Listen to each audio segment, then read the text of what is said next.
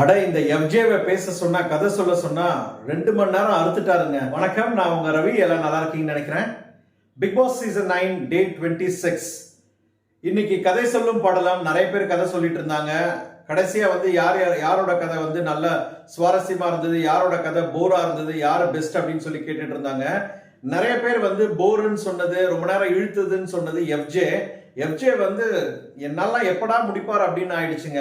விஜய் பார்வதிலாம் வெளியில வினோத் கிட்ட என்ன இந்த மாதிரி கதை அளக்குறாரு, என்ன பேச சொன்னா நான் நிறைய பேசியிருப்பேன் அப்படின்னு சொன்னதெல்லாம் கரெக்டான வாஸ்தவங்க. சரியான போர் எஃப்ஜே.